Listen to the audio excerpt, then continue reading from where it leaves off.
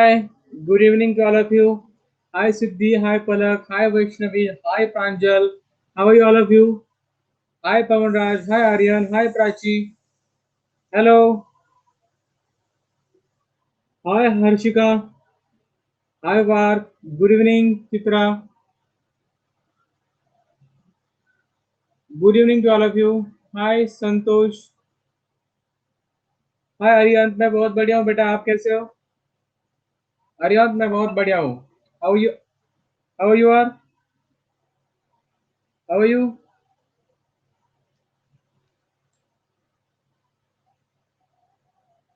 हाँ स्टार्ट करेंगे यार, डोंट वरी, स्टार्ट करेंगे. स्टार्ट क्यों नहीं करेंगे? लेकिन सबसे पहले तो मुझे थोड़ा सा गुफ्तगू होने दो आपके साथ, थोड़ा सा बातें करने दो, है क्या नहीं? बात करेंगे तो तभी हम पढ़ने में मजा आएगा ना. तो तभी तो मजा आएगा ना. राशि मैं बहुत बढ़िया हूँ, आप कैसे हो? मैं बहुत बढ़िया हूँ.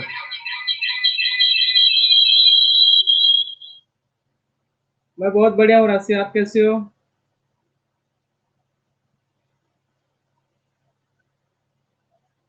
गुड इवनिंग ओंकार. मैं बहुत बढ़िया हूँ हर्षिका. इतनी जल्दी?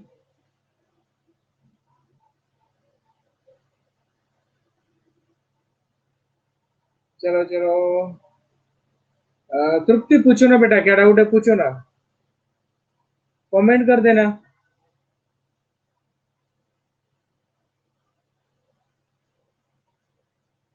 ओके चलो स्टार्ट करते हैं. देखो अगर टाइम अगर हमारे पास अगर बचेगा तो एमसीक्यू लेंगे, ठीक है. ब्रेकआउट सेशन भी लेंगे एक दो. ठीक है. चलो स्टार्ट करते हैं. देखो यहाँ पर आज हम यहाँ पर लर्न करने वाले हैं हमारा लास्ट टॉपिक इस चैप्टर का, that is the free fall and escape velocity. ये लास्ट टॉपिक है. इसके बाद हम स्टार्ट करेंगे MCQ, exercise, question answer, numerical. ये सारी चीजें हम करने वाले हैं, ठीक है. अभी देखो ये लास्ट टॉपिक है, ठीक है, इस चैप्टर का, ग्रेविटेशन का. और इसमें हम देखने वाले हैं free fall and escape velocity क्या होती है. ये डिटेल में हम यहाँ पर इसकी जानकारी हासिल कर लेंगे. और हमारा जो सेशन होता है ना, हाँ बिल्कुल पोटेंशियल एनर्जी का भी है, ठीक है. और 6 बजे हमारा क्लास यहाँ पर स्टार्ट होता है. और मेरा नाम तो आप सभी को पता है, सचिन सोलंके. रचना, डाउट हुए तो पूछिए ना आप. क्या डाउट है पूछिए ना. डाउट आप पूछिए, चले जल्दी से. I am not understanding the height of the gravitation.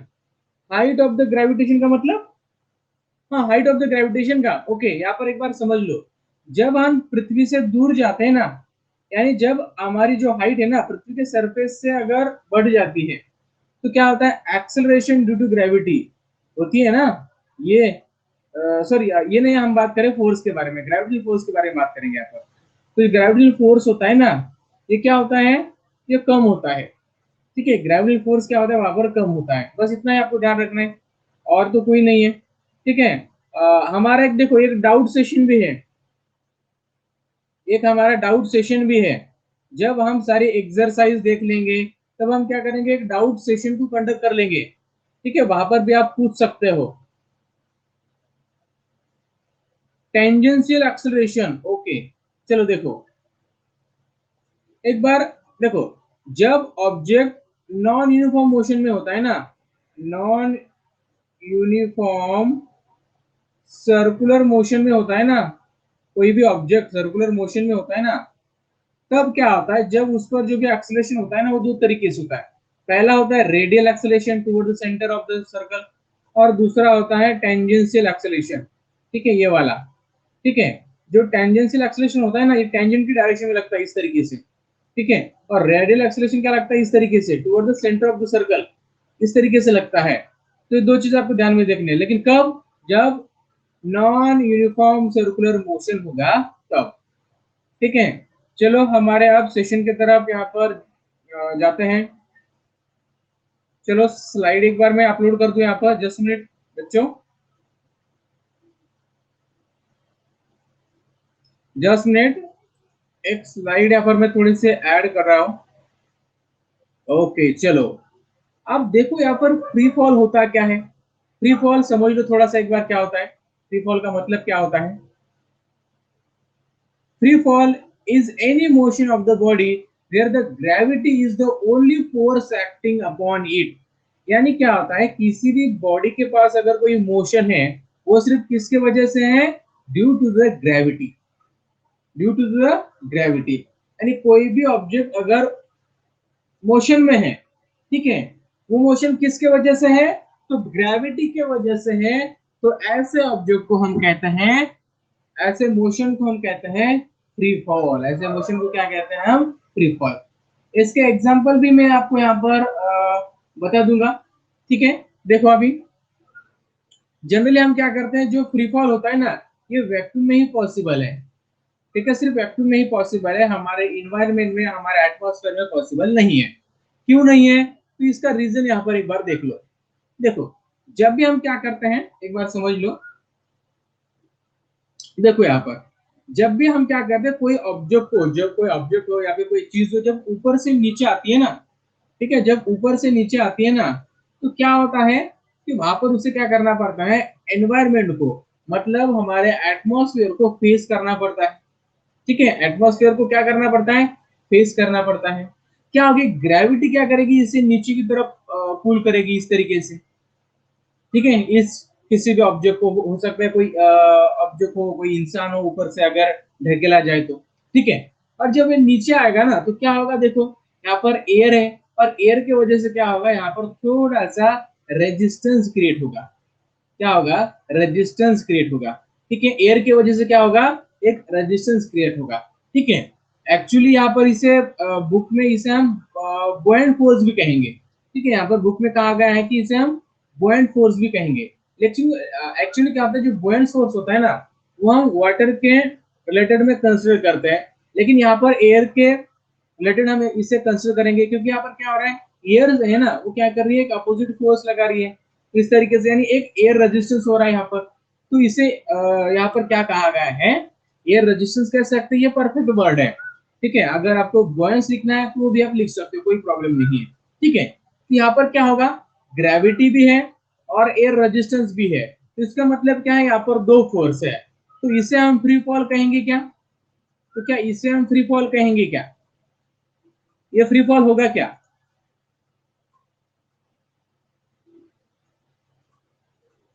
ठीक है, प्रांजल समझाऊंगा, ठीक है। ये ये फ्री फॉल होगा क्या, नहीं होगा। अब बॉयंट फोर्स समझो क्या होता है, बॉयंट फोर्स क्या होता है, देखो यहाँ पर, अब वाटर के रिलेटेड हम समझेंगे एक, देखो देखो जब आप वाटर में जब कोई चीज आप डालते हो ना, वाटर में जब कोई चीज आप पुट करते हो ना, तो क्या होता है, तो मान लीजिए हमने एक बलून ले लिया, बलून को हमने क्या किया, इस वाटर में डाल दिया इस तरीके से, बलून नहीं, एक फुटबॉल लेंगे इस तरीके से, तो क्या होगा, जितना भी ये फुटबॉल क्या होगा, इस पानी में डूबेगा ना, जितना भी ये फुटबॉल पानी में डूबेगा ना, कितना भी उसका मास होगा, यानी जितना फुटबॉल पानी में डूबा है, उतना मास क्या करेगा, एक फोर्स एग्जर्ट करेगा अपवर्ड डायरेक्शन में, ग्रेविटी होगी डाउनवर्ड डायरेक्शन में, इसे पुल करेगी, और एक फोर्स होगा वो इस वाटर के जरिए एग्जर्ट होगा इस बॉल पर, इस फुटबॉल पर, वो क्या करेगा, उसे अपवर्ड मूव करेगा। अब ये फोर्स कितना होगा, ये बराबर होगा mass of the water displace by this ball, यानी इस बॉल में जितना भी मास को डिस्प्लेस किया है, ठीक है, उतना ही फोर्स क्या करेगा, यहाँ पर लगने वाला है ऊपर की तरफ, ठीक है। तो इसे हम कहते हैं एक बुओयंट फोर्स, इसे क्या कहते हैं हम, बुओयंट फोर्स, ठीक है।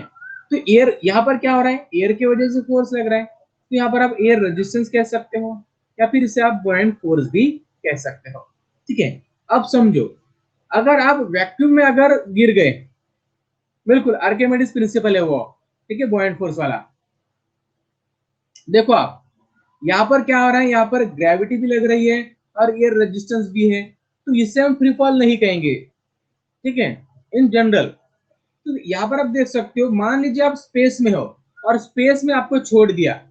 स्पेस का मतलब क्या होता है, वहां पर ना कोई एयर है, ना कोई एयर पार्टिकल है, ना डस्ट है, कोई नहीं है, एम्प्टी स्पेस है।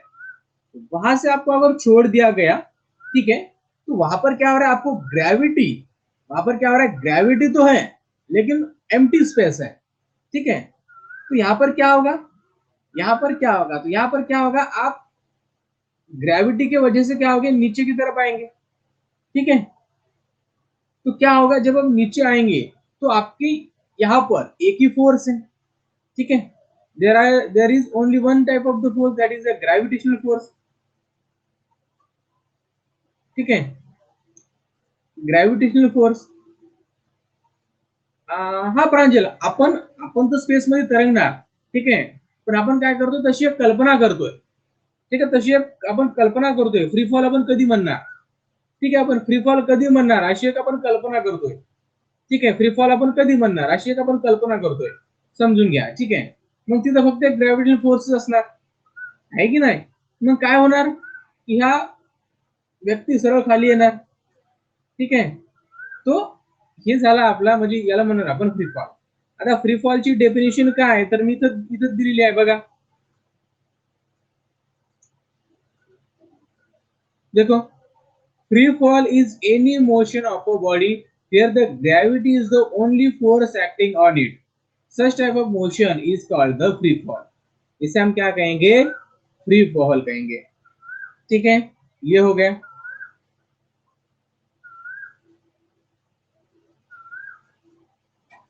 ओके, देखो, सेंट्रीपिटल फोर्स और सेंट्रीफ्यूगल फोर्स में डिफरेंस क्या होता है, देखो, कोई ऑब्जेक्ट अगर सर्कुलर मोशन में है, ठीक है, और यहाँ पर कोई ऑब्जेक्ट है, तो जो भी फोर्स सेंटर की तरफ लगता है ना, toward the centre of the circle, इसे हम कहते हैं सेंट्रीपिटल फोर्स। और जो भी force away from the centre of the circle लगता है ना, directed toward the, away from the centre of the circle, तो इसे हम कहेंगे सेंट्रीफ्यूगल फोर्स, ठीक है, इतना समझ लेना। ओके, क्लियर है। चलो नेक्स्ट देखो यहाँ पर आप,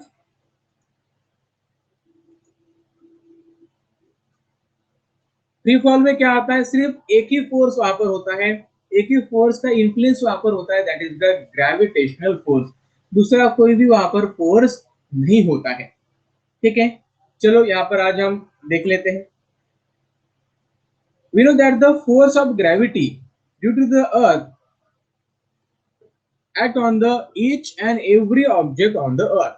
आपको पता है जो भी ग्रेविटी होती है ना, ये अर्थ के ऊपर जितने भी ऑब्जेक्ट हैं उन सब पर एक्ट होती है, सब पर एक्ट होती है, ठीक है।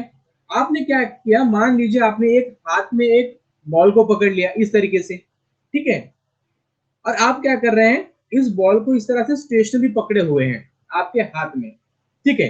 तो इसका मतलब क्या है कि ग्रेविटी क्या कर रही है, उस बॉल को नीचे की तरफ पुल कर रही है, और आपके हाथों के जरिए आपने भी एक अपवर्ड फोर्स लगाया है उस बॉल पर, इसके वजह से ये बॉल कैसा है, स्टेशनरी है, बॉल कैसा है, स्टेशनरी है।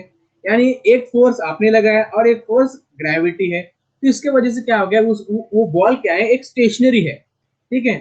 As soon as you leave the ball, आपने जैसे ही बॉल को छोड़ दिया तो क्या होगा, बॉल नीचे की तरफ आना शुरू कर देगा, ठीक है। जैसे आपने अपना हाथ पीछे कर लिया तो क्या होगा, बॉल नीचे की तरफ आएगा, due to the gravitational force की वजह से वो क्या आएगा, नीचे की तरफ आएगा, ठीक है। और जब बॉल नीचे आता है due to the influence of the gravitational force alone, यानी जब भी बॉल मोशन में होता है due to the influence of the gravitational force, ऐसे मोशन को हम क्या कहते हैं, फ्री फॉल कहते हैं, ठीक है, इतना क्लियर है। तो देखो क्या होता है कि जब भी हम बॉल को ऊपर से नीचे छोड़ते हैं ना, तो क्या होता है, इनिशियल वेलोसिटी 0 होती है, ठीक है, क्योंकि initially ball at a rest था, इनिशियली बॉल कैसा था, स्टेशनरी था, तो इसके वजह से उसकी जो भी इनिशियल वेलोसिटी होगी वो 0 होगी, ठीक है।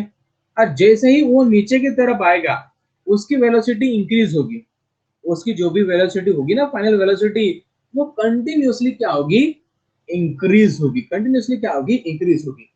और इसके वजह से वहां पर जो भी एक्सेलरेशन होगा वो हम क्या करते हैं, उसे हम पॉजिटिव एक्सेलरेशन कहते हैं।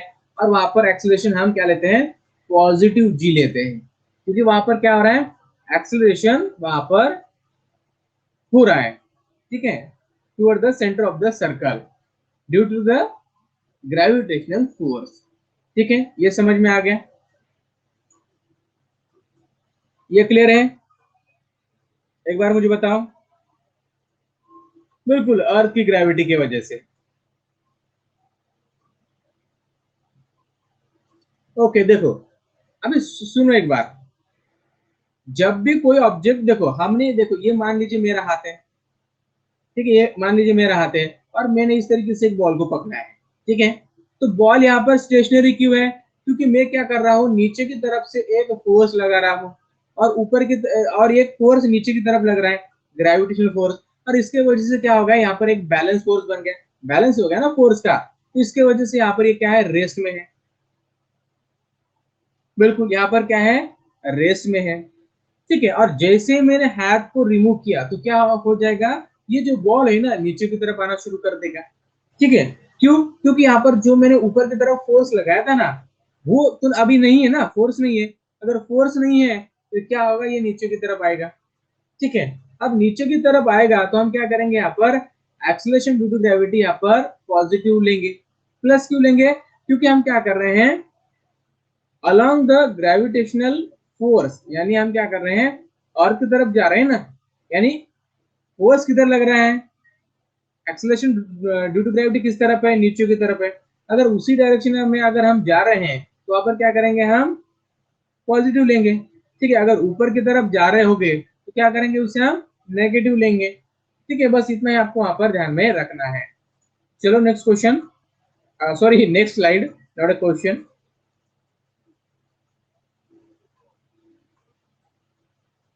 चलो, जब हम क्या करते हैं, जब अपवर्ड मोशन को कंसिडर करते हैं ना, अपवर्ड मोशन यानी जो भी चीज अगर हम ऊपर की तरफ फेंकते हैं ना, उसे हम कहते हैं अपवर्ड मोशन, ठीक है।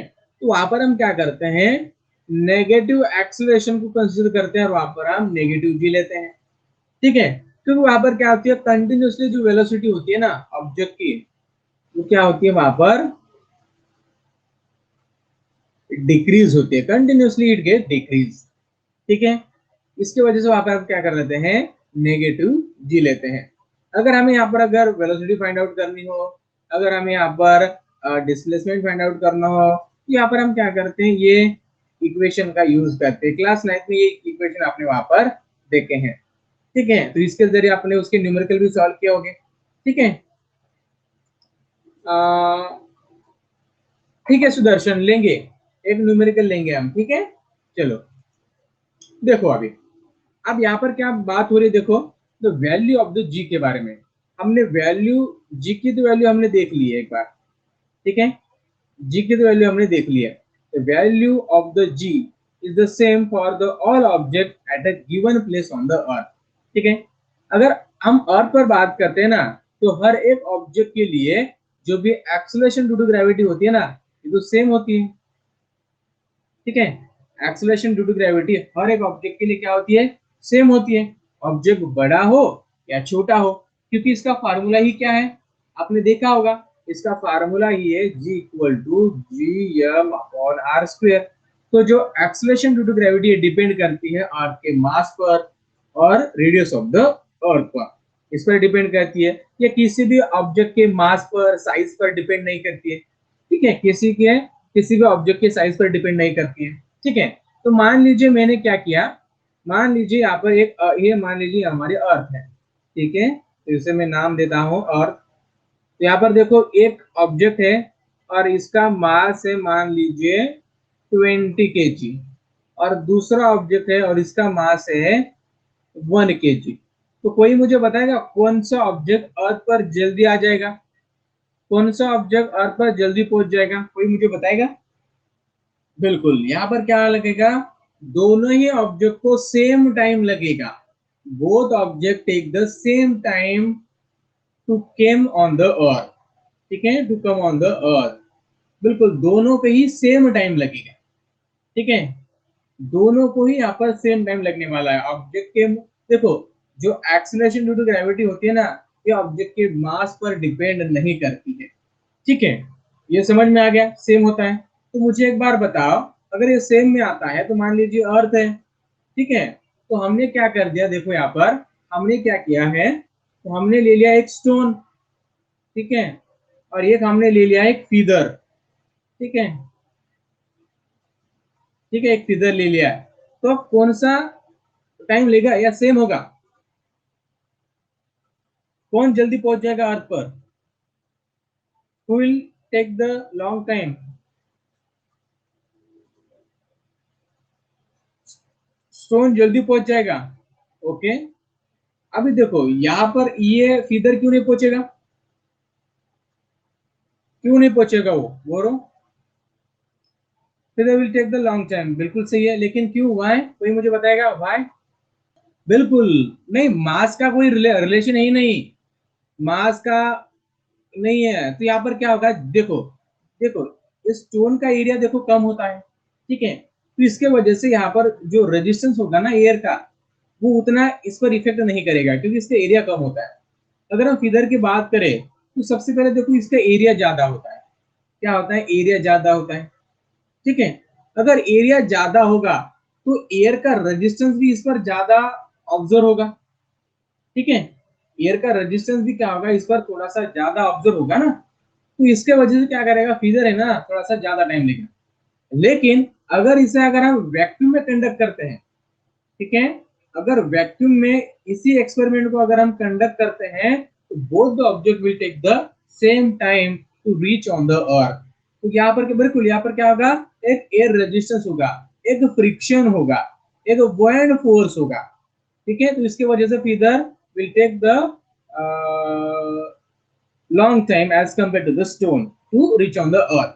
लेकिन अगर same experiment if you have to conduct in a vacuum, अगर हमने सेम एक्सपेरिमेंट अगर कंडक्ट किया अगर वैक्यूम में, तो दोनों को ही समय कैसे लगने वाला है, सेम लगने वाला है, ठीक है। तो ये हमें चीज बताई थी गैलीलियो ने, गैलीलियो ने इसके लिए एक एक्सपेरिमेंट भी किया था, ठीक है। तो ये हम नहीं पढ़ेंगे कौन सा एक्सपेरिमेंट किया था, क्यों किया था, ठीक है, वो इतनी इंपॉर्टेंट चीज नहीं है, ठीक है।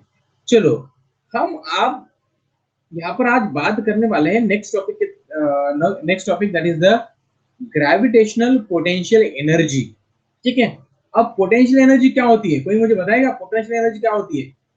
What is the potential energy? Vishal, अगर मास डिफरेंट होगा तो उस पर कोई भी अफेक्ट नहीं करेगा, ठीक है, क्योंकि मास पर ये डिपेंड नहीं करता है, ठीक है। जो फाइनल वेलोसिटी होती है ना बेटा, वो मास पर डिपेंड नहीं करती है। What is the potential energy, कोई मुझे बताएगा? Energy stored due to the specific state और कंडीशन, बिल्कुल। यहाँ पर देखो हमने क्या क्या पढ़ा, एक बार समझ लो अभी, ठीक है। हमने क्या पढ़ा है कि पोटेंशियल एनर्जी सबसे पहले पढ़ लेते हैं, और उसके बाद पढ़ेंगे हम ग्रेविटेशनल पोटेंशियल एनर्जी। अब देखो, the energy stored in an object because of its position और state is called the potential energy. यानी किसी भी ऑब्जेक्ट के पास जो भी एनर्जी स्टोर्ड होती है ना, due to the potential energy, ठीक है, पोटेंशियल एनर्जी, और कह सकते हैं कि किसी भी स्टेट की वजह से, किसी भी पोजीशन की वजह से जो भी एनर्जी स्टोर होती है ना किसी भी ऑब्जेक्ट के पास, उसे हम क्या कहते हैं, पोटेंशियल एनर्जी कहते हैं, ठीक है। अब देखो, this energy is relative and increase as we go greater height from the surface of the earth.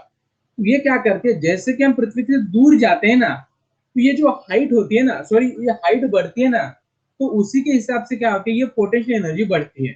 तो मुझे कोई चीज एक बताएगा कि मान लीजिए हम ये हैं, यहाँ पर है, ये हमारी अर्थ है, ठीक है। तो देखो दो ऑब्जेक्ट है, ये ऑब्जेक्ट यहाँ पर है, इसकी हाइट है मान लीजिए 100 किलोमीटर, और दूसरा ऑब्जेक्ट है, मान लीजिए इसकी हाइट है 20 किलोमीटर। ये ऑब्जेक्ट ये है और ये ऑब्जेक्ट बी है। अब मुझे बताओ किसके पास सबसे ज्यादा पोटेंशियल एनर्जी होगी, ऑब्जेक्ट ए के पास या बी के पास? किसके पास सबसे ज्यादा पोटेंशियल एनर्जी होगी, ए और बी? बिल्कुल ए के पास। अभी ए के पास से क्यों होगी, वाई द वाई,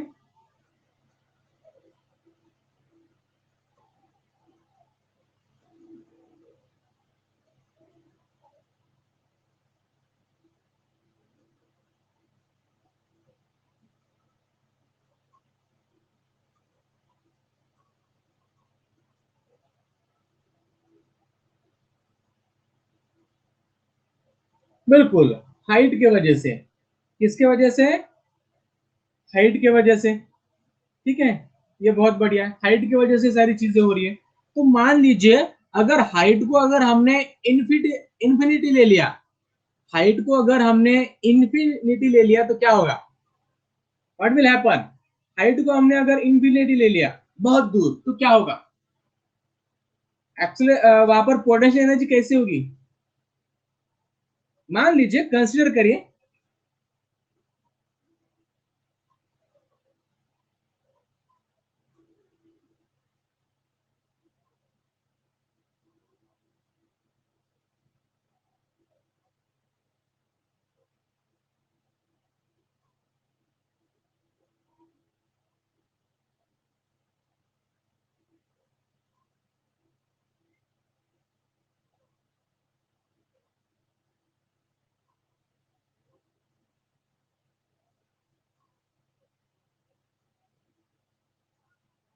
लेस होगी। तो देखो यहाँ पर अब सबसे इंपॉर्टेंट चीज क्या है कि देखो, जब हम देखो, हम अगर अर्थ का रेडियस देखो एक बार, ठीक है, अगर हम अर्थ के रेडियस के रिस्पेक्ट में अगर बात करते हैं, ठीक है, तो देखो यहाँ पर क्या होगी, एक पोटेंशियल एनर्जी होगी, जिस तरीके से हम दूर जाएंगे, ठीक है, तो क्या होगा, पोटेंशियल एनर्जी बढ़ती जाएंगी, ठीक है, लेकिन स्पेसिफिक हाइट तक, ऐसा नहीं है कि आप इन्फिनिटी तक चले गए और वहां पर पोटेंशियल एनर्जी हाइट के बराबर होगी, नहीं, स्पेसिफिक हाइट तक क्या होगा, वहां पर क्या होता है कि वहां पर पोटेंशियल एनर्जी बढ़ती है, लेकिन अगर हम इंफिनिटी की बात करते हैं तो पोटेंशियल एनर्जी बन जाती है जीरो।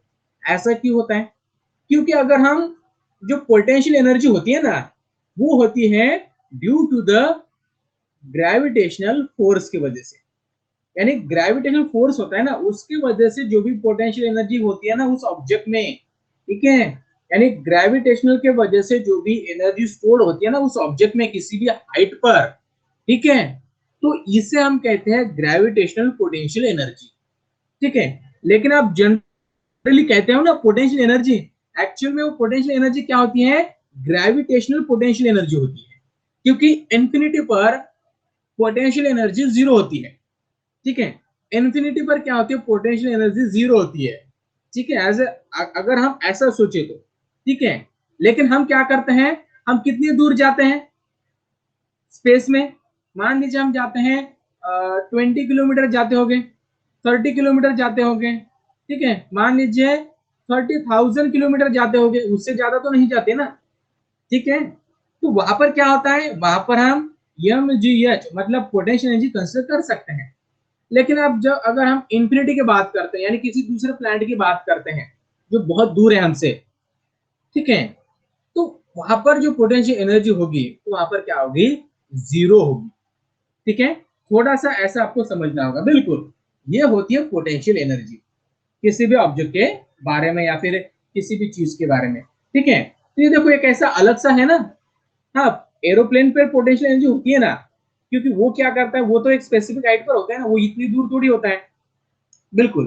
तो देखो, जब हम क्या करते हैं, जब हम इंफिनिटी जाते हैं ना, इंफिनिटी, तो पोटेंशियल एनर्जी हम क्या करते हैं, जीरो कंसिडर करते हैं, जीरो, ठीक है। और जब हम अर्थ से मान लीजिए कोई अगर किलोमीटर दूर हो अर्थ से, ठीक है, अर्थ से मान लीजिए हम मान लेते हैं कि हम 2,000 किलोमीटर दूर हो अर्थ के सरफेस से, ठीक है, 3,000 हो, तो वहां पर हम क्या कर लेते हैं, तो वहां पर हम कर लेते हैं जो भी पोटेंशियल एनर्जी है ना उसे हम माइनस कंसिडर करते हैं और उसे हम G M M upon R plus H के बराबर कंसिडर करते हैं, ठीक है। अगर मान लीजिए अगर हम पोटेंशियल एनर्जी कैलकुलेट करना चाहते हैं और ऑब्जेक्ट बहुत दूर है, ठीक है, तो उसे हम कैलकुलेट करते हैं माइनस, ठीक है। और कैलकुलेट करने का फार्मूला तो यहाँ पर मैंने दे दिया है, G M upon R plus H के जरिए। ठीक है, बिल्कुल, यानी पोटेंशियल एनर्जी को लिमिटेशन है। ठीक है, यानी हर एक इक्वेशन को लिमिटेशन है। ठीक है, लेकिन ऐसा थोड़ा सा सोचना होगा।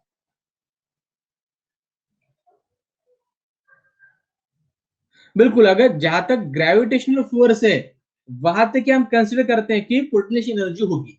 ठीक है, जब हम एटमॉस्फेयर के बाहर चले जाते हैं, हमारे अर्थ के सरफेस से ऊपर चले जाते हैं, इंफिनिटी चले जाते हैं, तो वहां पर जीरो होगी, वहां पर तो जीरो होगी। ठीक है, लेकिन अगर हम बात करते हैं इंफिनिटी के अंदर, ठीक है, यानी 200, 300, 400, ठीक है, 30,000, 5,000 किलोमीटर दूर, तो वहां पर हम माइनस कंसिडर करते हैं। ठीक है, तो ये अलग चीज है, इतना सिर्फ ध्यान में रखो।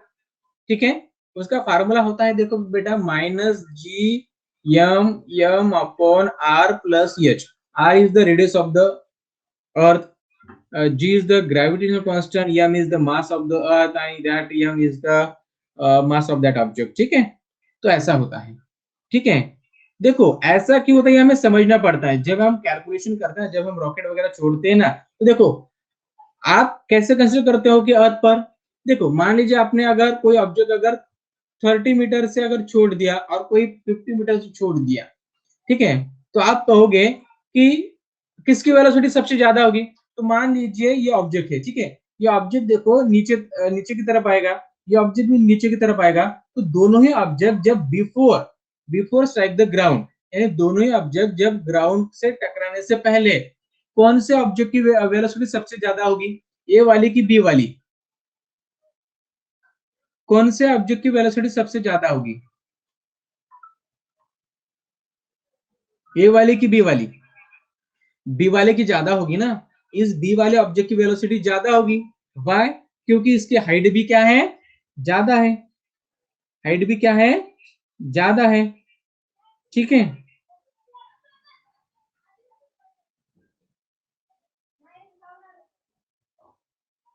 ठीक है, समझ में आ रहा है ना?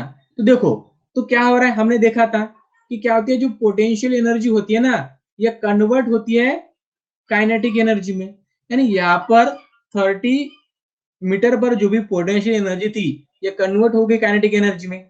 ठीक है, और यहाँ पर भी जो भी काइनेटिक पोटेंशियल एनर्जी थी, ये कन्वर्ट हो गई काइनेटिक एनर्जी में।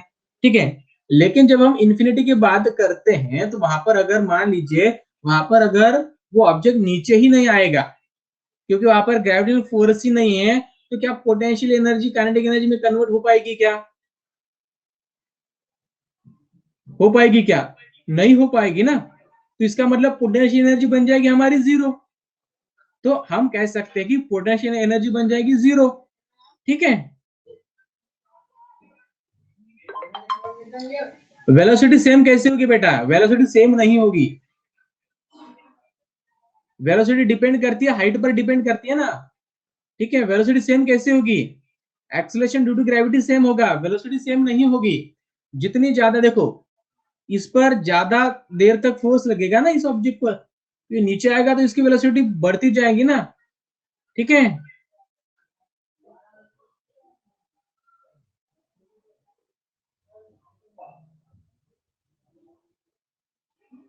देखो वेलोसिटी का मतलब क्या होता है, देखो एक बार देखो, वेलोसिटी मत मत कंसीडर करो, वहां पर कंसीडर करो एनर्जी। तो मुझे बताओ, पोटेंशियल एनर्जी किसके पास ज्यादा है, ए ऑब्जेक्ट के पास या बी ऑब्जेक्ट के पास? ये बी ऑब्जेक्ट, किसके पास ज्यादा है पोटेंशियल एनर्जी, ये मुझे बताओ सबसे पहले। ए के पास है कि बी के पास है? बी के पास सबसे ज्यादा पोटेंशियल एनर्जी है।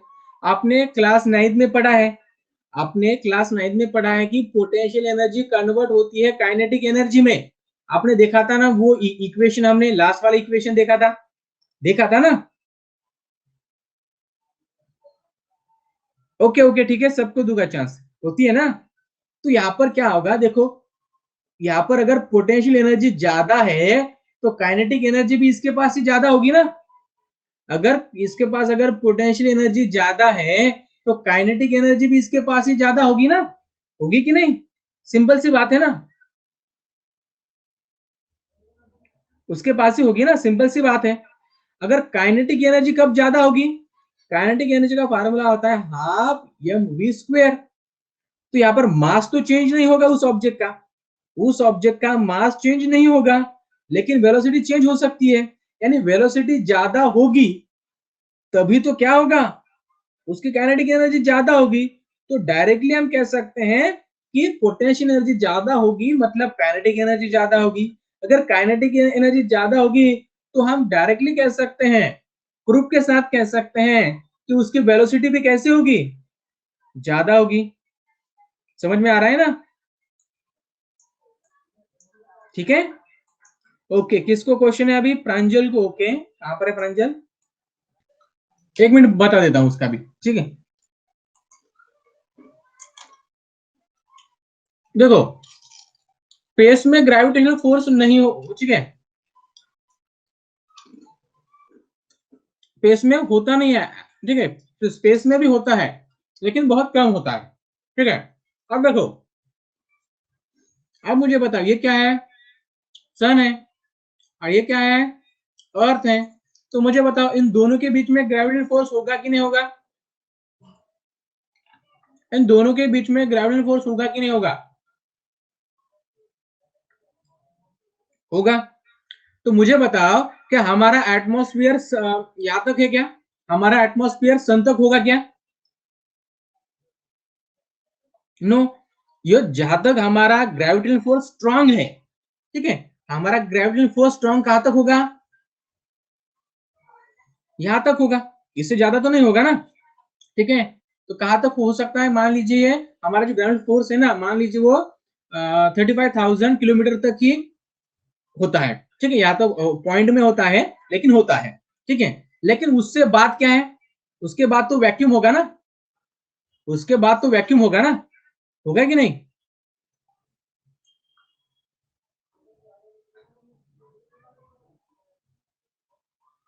होगा ना। तो देखो, तो इसका मतलब यहां पर भी ग्रेविटेशनल फोर्स होता है लेकिन बहुत कम होता है। यहां पर भी ग्रेविटेशनल फोर्स होता है लेकिन बहुत कम होता है, उसे हम फील ही नहीं कर पाते। होता है, ऐसा नहीं है कि नहीं होता है, होता है, लेकिन इतना कम होता है कि उसे हम ऑब्जर्व नहीं कर पाते, ठीक है। समझ में आ रहा है ना? इतना कम होता है कि उसे हम ऑब्जर्व नहीं कर पाते, ठीक है। तो इसीलिए हम स्पेस में क्या करते हैं? फ्लोट करते हैं ना। अगर अगर मान लीजिए अगर वहां पर अगर ग्रेविटेशनल फोर्स होता तो आप वहां पर प्लॉट नहीं कर पाते, फ्लोट नहीं कर पाते, आप कहीं पर भी चले जाते हैं ना। लेकिन होता है, लेकिन बहुत कम होता है। इतना कम होता है कि वो वहां पर ऑब्जर्व नहीं करते, बिल्कुल वो ऑब्जर्व ही नहीं होता है। होता है लेकिन ऑब्जर्व नहीं होता है, क्योंकि डिस्टेंस बढ़ रहा है ना। होता है लेकिन डिस्टेंस बढ़ रहा है, तो इसके वजह से,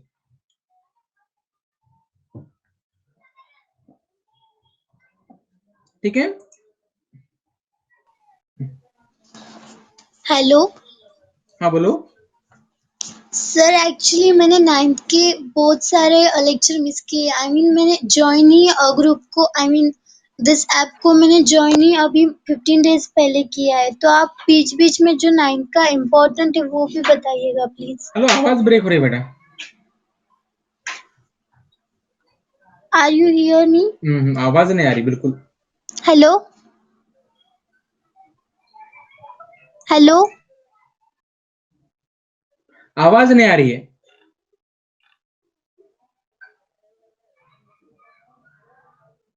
ठीक है, देखो, यहां पर होता है लेकिन बहुत कम होता है, ठीक है। तो इसे हम नहीं बोल सकते हैं, ठीक है। नहीं, बच्चों की आवाज नहीं आ रही मुझे, ठीक है। जो बच्चे बात करते हैं ना मुझसे, उनकी आवाज नहीं आ रही है। तो देखो, जिसके बात कर रहे हैं, ठीक है। तो देखो, हमने सिर्फ समझ लेना है कि अगर सिर्फ ग्रेविटेशनल फोर्स, ठीक है, अगर ग्रेविटेशनल फोर्स की वजह से ही अगर कोई ऑब्जेक्ट में अगर मोशन हो रहा है तो उसे हम फ्री फॉल कहेंगे।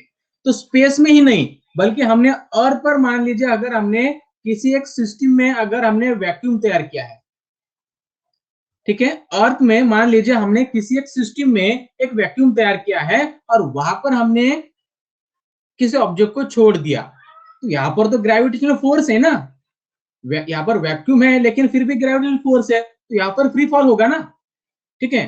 तो फ्री फॉल का मतलब ये नहीं है कि आप स्पेस से बाहर ही जाओगे। हम अर्थ पर भी वैक्यूम क्रिएट कर सकते हैं ना, हम अर्थ पर भी वैक्यूम क्रिएट कर सकते हैं ना, कर सकते हैं ना, यस और नो,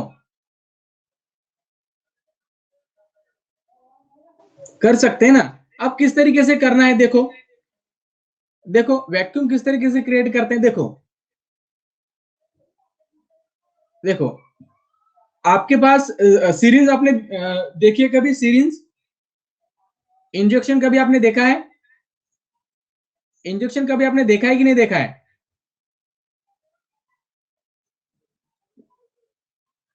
ठीक है, देखा है, यस। देखो तो इस तरीके से होता है इंजेक्शन, पता है ना, ठीक है। तो देखो हमने क्या कर दिया, ये इंजेक्शन का ये माउथ होता है ना यहाँ पर, ये हमने कर दिया बंद, ये हमने बंद कर दिया, ठीक है, बंद कर दिया पूरी तरीके से, ना यहाँ पर एयर एंटर हो पाएगी, बंद कर दिया। तो हम क्या करेंगे, इस हैंडल को क्या करेंगे, हम इस तरीके से खींचेंगे इधर, ठीक है। अब जब हम खींचेंगे तो मुझे बताओ क्या यहां पर कोई चीज है क्या, यहां पर कोई चीज है क्या, इस यहां पर इस पिस्टन के आगे नहीं है। तो जब हम इसे इस तरीके से इसे दूर करेंगे तो ये देखो, जब ये पिस्टन यहां पर चला जाएगा, ठीक है, तो क्या होगा, यहां पर एक वैक्यूम तैयार होगा, यहां पर क्या होगा, एक वैक्यूम तैयार होगा। आपने देखा होगा कभी, ये अगर आपने अगर माउथ अगर बंद कर दिया, तो जब आप उस इंजेक्शन को पीछे की तरफ खींचते हो ना, तो क्या होता है, ये इंजेक्शन बाद में जब आप इसे रिलीज कर दोगे ना, ऑटोमेटिकली इधर जाता है, देखा है ना, ऑटोमेटिकली वो आगे चला जाता है, देखा है कि नहीं देखा है, ये सर नो, ठीक है, होता है ना। तो क्यों होता है, क्योंकि यहां पर बन गया है वैक्यूम, वैक्यूम बन गया मतलब क्या है, यहां पर एयर भी नहीं है, वैक्यूम का मतलब क्या है, यहाँ पर एयर भी नहीं है, तो यहाँ पर बन गया है नेगेटिव प्रेशर। तो जो हमारा एटमॉस्फेरिक प्रेशर है ना, वो एग्जर्ट करता है एक फोर्स इस पर, इस सिस्टम पर, और इसके वजह से ये ऑटोमेटिकली ढकेला जाता है। तो वैक्यूम हम इस तरीके से तैयार कर सकते हैं, ठीक है। चलो, विश्वजीत कहां पर है, विश्वजीत को एक डाउट है, ओके, कहां पर है विश्वजीत,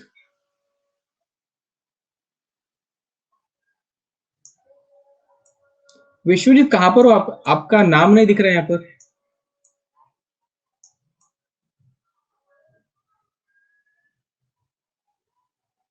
विश्वजीत आपका नाम ही नहीं है ना, विदिता, ओके।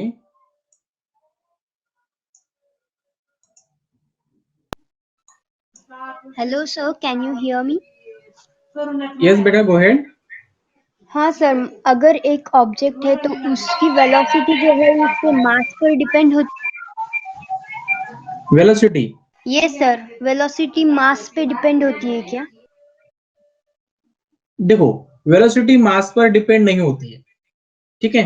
पर अगर सर हम कंपैरिजन में स्टोन और फीदर का कंपैरिजन ले तो जी, फीदर का वेट और मास स्टोन से कम होता है ना, नहीं तो नहीं, देखो उसकी ये, देखो वेलोसिटी। मास से कोई नहीं, अगर हम इधर ले लिया और स्टोन ले लिया, तो ये मास की वजह से नहीं होता है ऐसा। अगर आप वैक्यूम में अगर दोनों को छोड़ दो ना, तो दोनों भी सेम टाइम पर पहुंच जाएंगे, दोनों पर सेम टाइम पर पहुंच जाएंगे, ठीक है। लेकिन यहाँ पर क्या होता है कि जब हम एयर में छोड़ते हैं ना, एयर में दोनों को जब हम छोड़ देते हैं ना, तो क्या होता है, एयर का रेजिस्टेंस क्रिएट होता है थोड़ा सा, ठीक है। तो देखो कोई भी अगर हम लेते स्टोन, तो स्टोन का साइज देखो आप, गोल मटोल होता है, तो इसके वजह से इस पर जो भी रेजिस्टेंस होता है ना, जो भी इस पर इफेक्ट होता है रेजिस्टेंस का, वो सबसे कम होता है, ठीक है। और फिदर क्या होता है, सबसे पहले देखो उसका शेप कैसा होता है, थोड़ा सा बड़ा होता है ना, और शेप बड़ा होने की वजह से तो क्या होता है, इसका रेजिस्टेंस क्या होता है, थोड़ा सा ज्यादा क्रिएट होता है, ठीक है। और जब ये नीचे की तरफ आता है ना, तो देखो इसका, अगर हम बात करते हैं इसके मास की,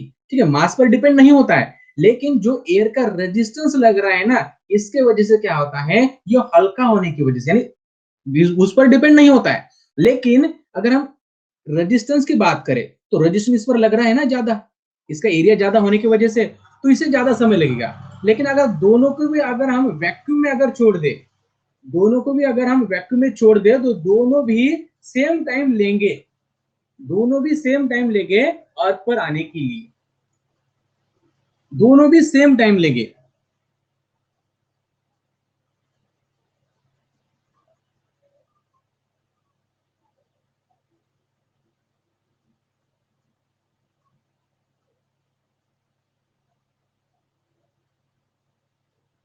हाँ ये सबसे इंपॉर्टेंट क्वेश्चन है। देखो स्टोन का नहीं, देखो वेलोसिटी डिपेंड नहीं होती है। देखो ये देखो अभी सब, हाँ ये सबसे बढ़िया क्वेश्चन पूछा है, सबसे बढ़िया क्वेश्चन पूछा है कि यहाँ पर अगर स्टोन की साइज अगर ज्यादा हो तो क्या होगा। तो देखो इसके पीछे भी एक लॉजिक सुनो अभी।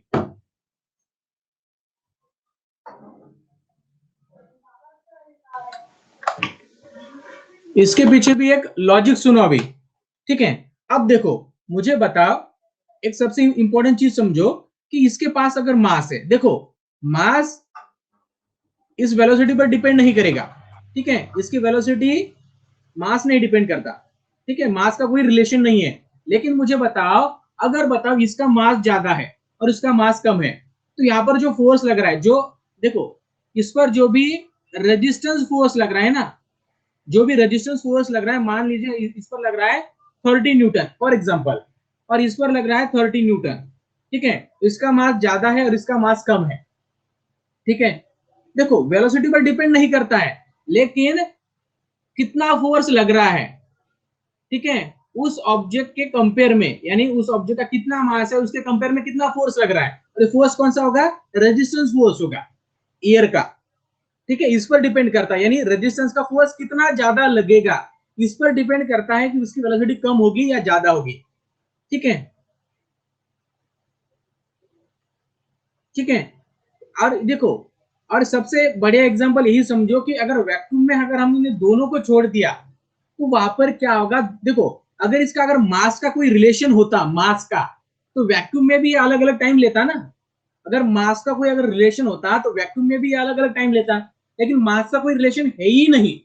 इसके वजह से हम कह सकते हैं कि इसके वेलोसिटी पर कोई डिपेंड नहीं करता, ठीक है। अब आप कहेंगे कि एयर पर क्यों डिपेंड करता है, क्योंकि एयर में देखो, एयर में क्या होता है, एयर की वेलोसिटी डिपेंड करती है, एयर की वेलोसिटी कितनी है, ठीक है। एयर में वाटर वेपर कितने हैं, एयर का प्रेशर कितना है, एटमॉस्फेरिक प्रेशर कितना है, ठीक है। इन सारी चीजों पर ये डिपेंड करता है, किसी एक चीज पर नहीं डिपेंड करता है, ठीक है। इन सारी चीजों पर ये डिपेंड करता है, okay.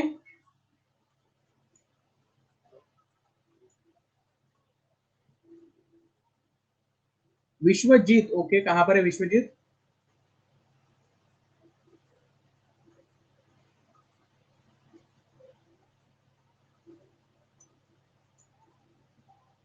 Hello Vishwajeet. Sir free fall फिर से बताओ ना। हेलो सर फ्री फॉल समझ नहीं आया, फिर से हेलो बताओ विश्वजीत। ना। Hello sir, sir free fall फिर विश्वजीतची से आवाज बताओ। येत नाही, जाऊ द्या त्याला।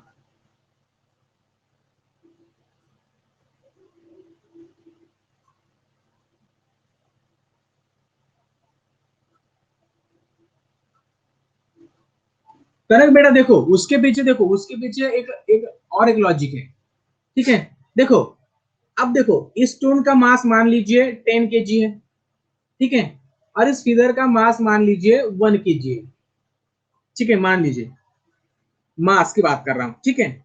अब हमने क्या कहा है कि इस मास पर वेलोसिटी डिपेंड नहीं होती है, ये डिपेंड नहीं होती है, ठीक है।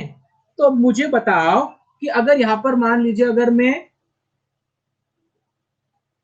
इस पर जो फोर्स लगा रहा हूं, ठीक है, इस पर जो फोर्स लगा रहा हूं नीचे से, मान लीजिए वो भी मैं 10 न्यूटन ही लगा रहा हूं, यानी जितना ग्रेविटेशनल फोर्स नीचे की तरफ आ रहा है ना, उतना ही फोर्स लगा रहा हूं।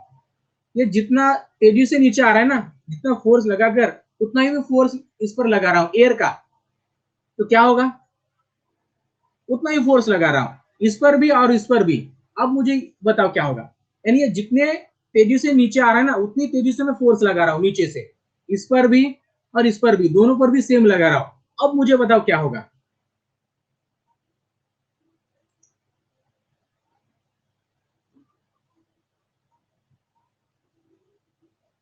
तो क्या होगा, देखो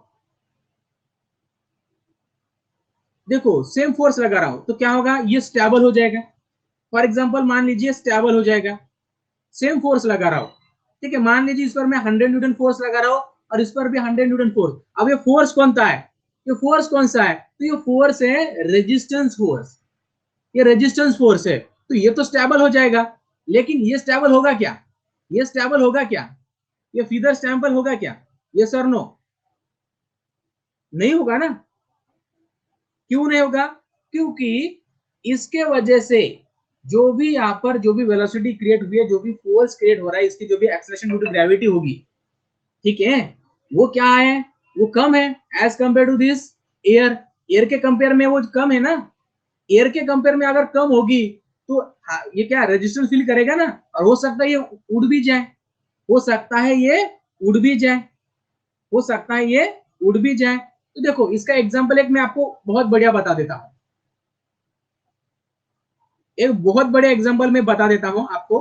तो मान लीजिए मैंने इस तरीके से दो पेपर ले लिए, दो पेपर कट, और तेजी से मैंने हवा इस तरीके से छोड़ दी है, हवा को मैंने ब्लो कर दिया। तो मुझे बताओ ये जो पेपर, इसके पास भी मास है, तो ये नीचे आना चाहिए ना, ये नीचे क्यों नहीं आ रहा है? इसके पास भी मास है, लेकिन ये नीचे क्यों नहीं आ रहा है दोनों भी पेपर? तो कोई बताएगा मुझे? मैं जोर से हवा यहां पर ब्लो कर रहा हूं, एयर के वजह से, एयर की वजह से हो रहा है ना। क्योंकि यहाँ पर देखो जो फोर्स लग रहा है ना, जो भी ग्रेविटेशनल फोर्स लग रहा है ना, इस पेपर पर, मान लीजिए इस पेपर पर नीचे की तरफ मान लीजिए 10 न्यूटन फोर्स लग रहा है, लेकिन इस एयर की वजह से इस पर 20 न्यूटन फोर्स लग रहा है। तो इसकी वजह से ये पेज क्या हो रहा है? उड़ जा रहा है। तो यहाँ पर क्या हो रहा है? ये डिपेंड करता है एयर का प्रेशर उस पर कितना होगा, एयर का प्रेशर वहां पर उस पर कितना होगा, इसके ऊपर ये डिपेंड करता है। ठीक है, एयर का प्रेशर ज्यादा होगा तो फ्लोट करेगा, अगर ज्यादा होगा तो जोर से उड़ जाएगा। तो डिपेंड करता है एयर का प्रेशर कितना होगा, उसके ऊपर डिपेंड करता है। ठीक है, और ये डिपेंड करता है ऑब्जेक्ट के मास पर। ऑब्जेक्ट का मास वेलोसिटी के लिए नहीं, इस फोर्स को झेलने के लिए, जो भी फोर्स यहाँ पर लग रहा है ना एयर की वजह से, उसे झेलने के लिए वहां पर कंसिडर करते हैं। ठीक है, ऐसा समझो, ये बहुत कॉम्प्लिकेटेड चीज है बेटा। ठीक है, ये ग्रेविटेशन, देखो ग्रेविटेशन को समझने के लिए 4 साल की स्टडी करनी पड़ती है। देखो जो साइंटिस्ट होते हैं ना, इसी को समझने के लिए, इसरो के साइंटिस्ट है ना, इसरो के, ये सारे अपनी जिंदगी खपा दे रहे हैं इसी को समझने के लिए। ठीक है, तो हमें तो एक दिन में या फिर एक घंटे में ये चीज समझ में नहीं आएगी। ठीक है, इसरो के साइंटिस्ट अपनी जिंदगी खपा रहे हैं इस ग्रेविटेशन को समझने के लिए, हमें तो एक दिन में एक घंटे में ये चीज समझ में नहीं आएगी। ठीक है, हाँ बेटा 4 साल तो लगता है ना। देखो जब 4 साल बात कर रहा हूँ, इंजीनियरिंग के लिए बात कर रहा हूं मैं, इंजीनियरिंग के लिए। ठीक है, हाँ अभिषेक पूछो ना डाउट। ठीक है, पूछो बेटा डाउट। ठीक है, एक बार मैं लास्ट वाला कंसेप्ट ले लूं क्या? एक लास्ट वाला कंसेप्ट ले लेता हूं। ठीक है, एक लास्ट वाला कंसेप्ट ले लेता हूं, उसके बाद मैं आपको डाउट लूंगा। ठीक है, देखो लास्ट वाला कंसेप्ट एक बार देखो यहाँ पर। ठीक है, एस्केप वेलोसिटी क्या होती है एक बार देख लो। एस्केप वेलोसिटी क्या होती है? एस्केप वेलोसिटी क्या होती है? The minimum velocity required by a body to be projected to overcome the gravitational pull of the earth. यानी minimum velocity required to the any object to overcome the downward pull of the earth to leave the earth forever. यानी earth को leave करने के लिए, हमेशा के लिए, जो मिनिमम वेलोसिटी रिक्वायर्ड होती है ना किसी भी ऑब्जेक्ट को, उसे हम कहते हैं एस्केप वेलोसिटी। उसे हम क्या कहते हैं? Escape velocity. देखिए जब हम किसी भी बॉल को थ्रो करते हैं ना, फेंकते हैं ना, तो क्या होती है? जो ग्रेविटेशनल फोर्स होता है ना, जो ग्रेविटेशन होती है ना, वो डिक्रीज हो जाता है। ठीक है, यानी जैसे जैसे हम ऊपर जाएंगे, ठीक है, जैसे जैसे हम क्या करेंगे, ऊपर जाएंगे, तो क्या होता है? Gravitational force, sorry, gravitational force क्या होता है? कम होते जाता है। यहाँ पर कुछ अलग होगा, यहाँ पर कुछ अलग होगा, यहाँ पर कुछ होगा, और स्पेसिफिक हाइट पर क्या होगा? जीरो होगा। स्पेसिफिक हाइट पर क्या होगा? जीरो होगा। प्रोजेक्टाइल का मतलब क्या होता है? पैथ। प्रोजेक्टाइल का मतलब क्या होता है? पैथ। यानी किसी पैथ को अगर हमें फॉलो करना है, प्रोजेक्टाइल का मतलब क्या होता है? पैथ, समझ लो, रास्ता, जाने का रास्ता। ठीक है, देखो बस 2 मिनट में समझो कि जब हम ऊपर जाते हैं ना तो ग्रेविटेशनल फोर्स कम होता है। तो जब हम ऊपर जाएंगे तो क्या होगा? तो हमें कम फोर्स लगाना पड़ेगा। यानी यहाँ पर से अगर हमें ऊपर फेंकना है कोई चीज तो हमें यहाँ पर ज्यादा फोर्स लगाना पड़ेगा। अगर यहाँ से कोई चीज अगर ऊपर फेंकनी होगी यहाँ पर हमें और कम फोर्स लगाना होगा। अगर जहां पर ग्रेविटेशनल फोर्स 0 है, अगर वहां से अगर कोई चीज अगर हमें फेंकनी हो तो वहां पर और फोर्स कम लगाना होगा। ठीक है, यानी और कम वेलोसिटी लगानी होगी। तो minimum velocity required to overcome the downward pull of the earth. ठीक है, तो उस वेलोसिटी को हम कहते हैं एस्केप वेलोसिटी। अगर हमें अर्थ के सरफेस से अगर हमेशा के लिए बाहर जाना है तो जो इनिशियल वेलोसिटी लगती है वो लगती है उसे हम कहते हैं एस्केप वेलोसिटी। ठीक है, चलो अब किसी के डाउट है? बिल्कुल, विदिता कहां पर है? Okay, hello hello sir. Hello hello Vidita, hello sir, can you hear me? Hello. Hello sir, can you hear me? I can't hear you Vidita, no voice. आपकी आवाज नहीं आ रही है। हाँ मयंक बेटा, मेरी आवाज आ रही है लेकिन आपकी नहीं आ रही मुझे। वो कोई और क्वेश्चन पूछना चाहता है? विशाल, पोटेंशियल एनर्जी क्या होती है सबसे पहले समझो। पोटेंशियल सबसे आसान है। ठीक है, ग्रेविटेशनल पोटेंशियल एनर्जी मतलब क्या है? ग्रेविटेशनल फोर्स के वजह से जो भी पोटेंशियल एनर्जी होती है ना, potential energy possessed due to the gravitational force, that is called the gravitational potential energy. बस इतना ध्यान में रखो। हर्षिका, ओके, हर्षिका को क्वेश्चन है। Hello Harshika, hello.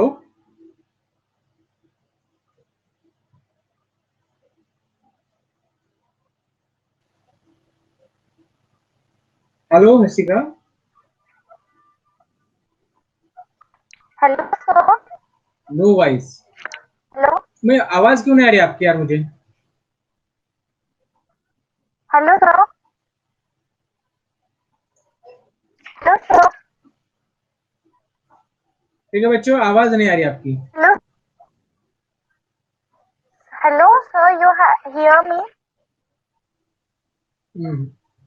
Hello okay, sir. ऐसा पूछो ना, टाइप करके पूछो ना।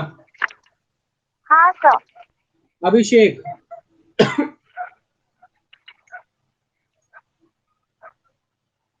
Hello sir. हेलो। हाँ sir. Hello sir. Hello hello sir. Hello, hello, you hear me? Hello sir. Hello hello sir. Hello. Sir can I hear me? हाँ yes बेटा। Sir hello sir. Call मर्ज हो गया क्या? Confidence हो गया automatically? Hello sir. हाँ बोलो बेटा। Sir what is the centripetal force?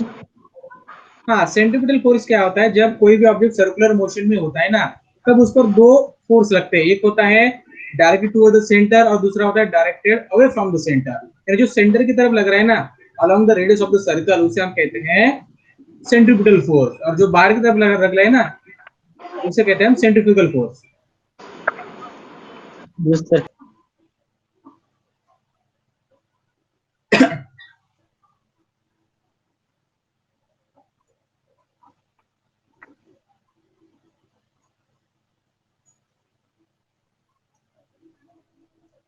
कोई और? चलो आपका मुझे लगता है दूसरे क्लास का टाइम हो गया है।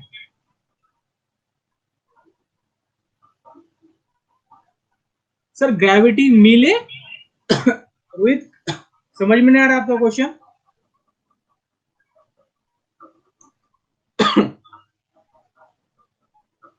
Hello sir. हेलो हाँ सर। बेटा बोलो। यस। हाँ सर, एमजीएस ये फॉर्मूला या इसका कुछ डेफिनेशन, उसका मतलब बताओ ना एमजीएस का। कौन सा वाला? एमजीएच। mg okay okay